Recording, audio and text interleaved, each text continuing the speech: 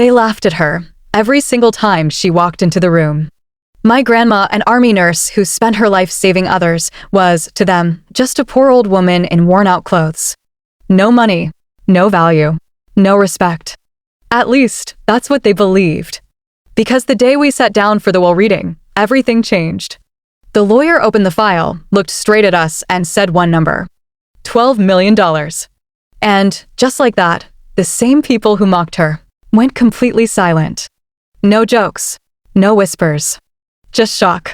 Because the woman they thought had nothing had everything. My grandma never looked like someone who had anything. She lived in a small apartment on the edge of town, the kind of place most people wouldn't even notice driving by. Her clothes were simple, sometimes worn, but always clean. She kept everything neat, organized, quiet. Every morning, she followed the same routine. Wake up early, make her tea, and sit by the window for a few minutes before heading out. Not to a fancy job or anything like that, just to volunteer. She spent most of her time at a local clinic, helping people who couldn't afford proper care. No pay, no recognition, just helping. That's who she was. But my family never saw it that way. To them, she was a reminder of what they didn't want to be. Someone who worked their whole life and ended up with nothing. At family gatherings, it was subtle at first. Little comments here and there. She should have invested. Some people just don't think ahead. And then over time, it got worse. The jokes became louder, less careful. My cousins would laugh about her clothes. My aunt would question her life choices like it was some kind of lesson. And my dad? He never stopped them. He'd just sit there, quiet, like it wasn't his place to say anything. But I knew the truth. My grandma wasn't weak.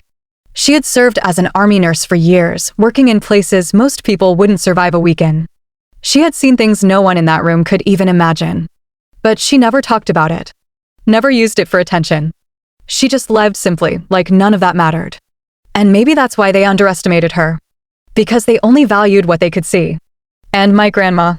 She never needed to show it. If there was one night that showed me exactly how my family saw her, it was my cousin Rachel's engagement party. Everything about it was over the top. Expensive venue, designer outfits, perfect lighting, like they were trying to prove something to the world. And right on cue, my grandma walked in. Same soft smile. Same simple outfit. A neatly folded coat over her arm. She looked exactly like herself. And that was the problem. I saw the reactions immediately. The way conversations paused for just a second too long. The way a few people exchanged looks. Then came the whispers. She really came dressed like that? Does she even own anything else? I felt my jaw tighten. But it didn't stop there. My aunt leaned toward Rachel, not even trying to hide it.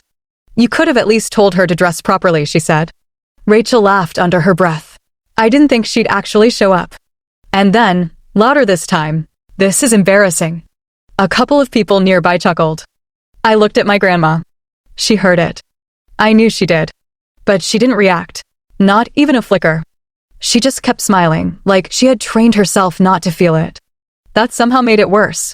Later that evening, things got even more uncomfortable. There was a moment when guests were gathering near the stage for photos. Family only. Rachel called everyone up, my parents, my aunts, uncles, everyone. My grandma stood up slowly, ready to join. And that's when Rachel stopped her. Right in front of everyone. Oh, it's okay, she said quickly, forcing a smile. This one's just immediate family. Immediate family. The words hung in the air.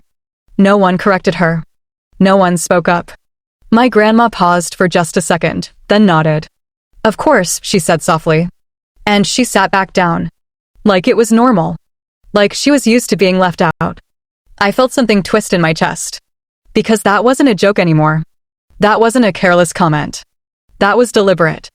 After the photos, I walked over to her. She was sitting alone at a table, hands folded neatly in her lap. I asked if she wanted to leave. She shook her head. Then she looked at me and said something so calm, it almost didn't register at first. It's all right, she said. People only treat you based on what they think you're worth. I didn't know what to say to that. Because in that moment, I realized something I hadn't fully accepted before. This wasn't just how they treated her. This was who they were. And somehow, they thought they were right. After that night, something didn't sit right with me. I couldn't shake the way they looked at her, or the way she just accepted it. like she had already made peace with being underestimated. But I hadn't. The next morning, I went to see her. Same apartment, same quiet space, the smell of tea in the air. She greeted me like nothing had happened. No mention of the party, no complaints, no anger. That's just who she was. We sat by the window for a while, and I finally asked her, "Why do you let them talk to you like that?" She smiled soft, almost knowing.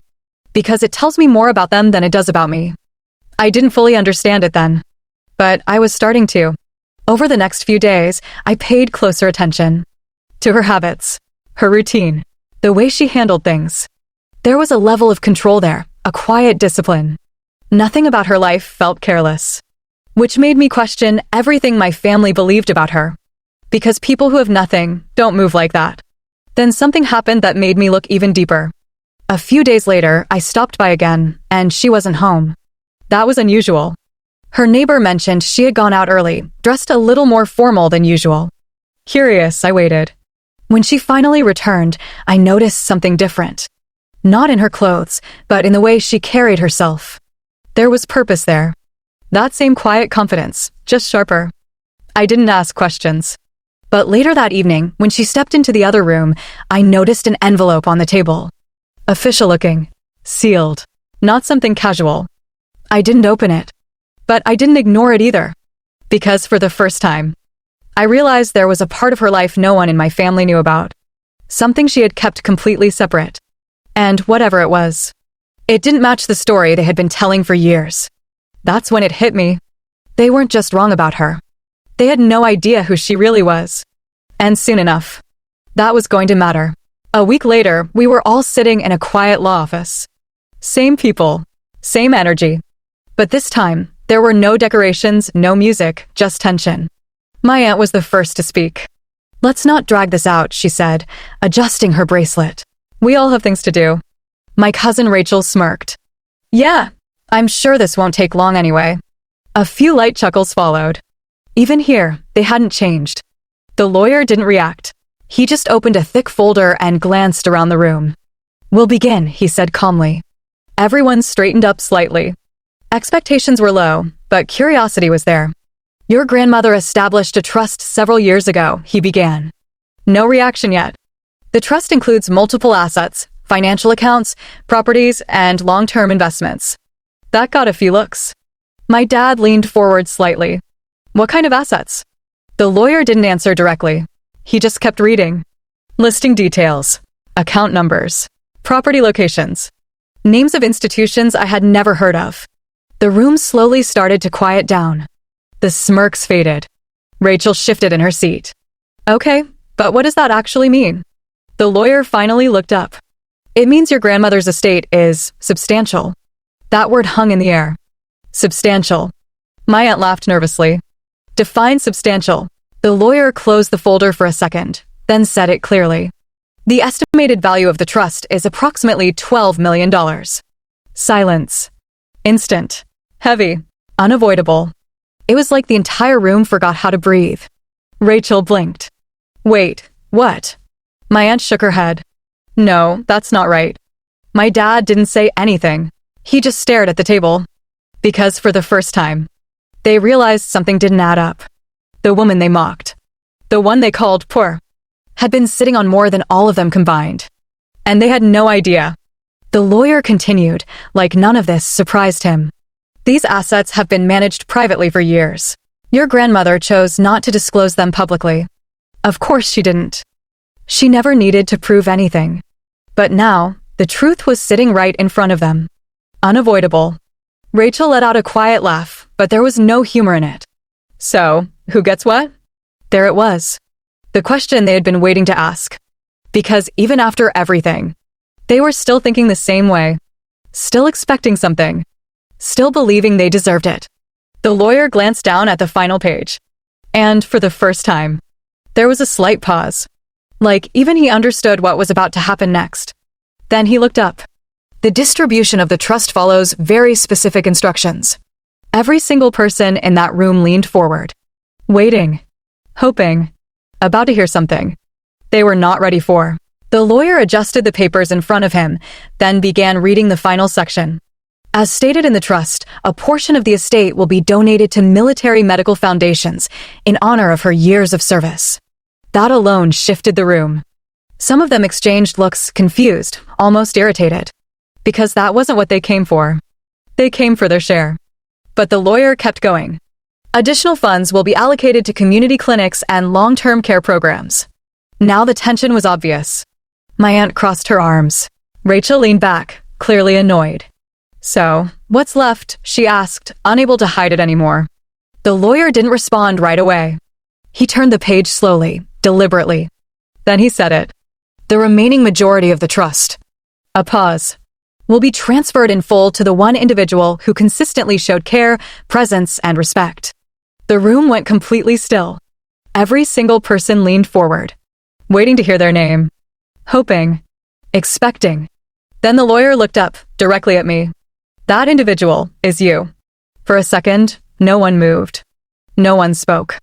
It was like time itself had paused. Then it hit them. All at once. Rachel's expression collapsed. My aunt's mouth opened slightly, but no words came out. My dad just stared at me, like he didn't recognize who I was anymore. Because in that moment, everything flipped. The same person they ignored, dismissed, overlooked, was now the one holding everything. But it wasn't about the money.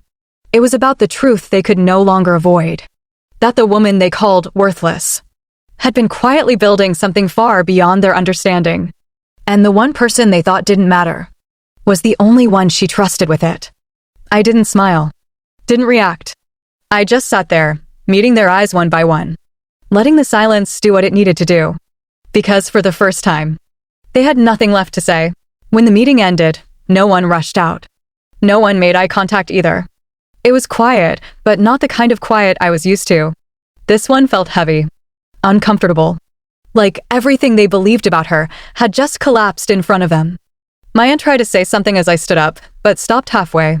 Rachel looked down at her phone, pretending to be busy. And my dad. He finally looked at me. But not with pride, not even regret. Just confusion. Like he was trying to figure out when everything changed. The truth is, nothing changed. They just never saw it. I walked out of that office the same way my grandma used to walk into every room. Quiet, calm, certain. Because she never needed to prove her worth. And now, neither did I. That money? It wasn't a victory. It was a message. One she left behind, without ever raising her voice. Respect isn't something you demand. It's something people realize, too late. They called her poor. They laughed at her life. But in the end, she was the only one who truly understood value. And the only one who knew exactly who deserved it.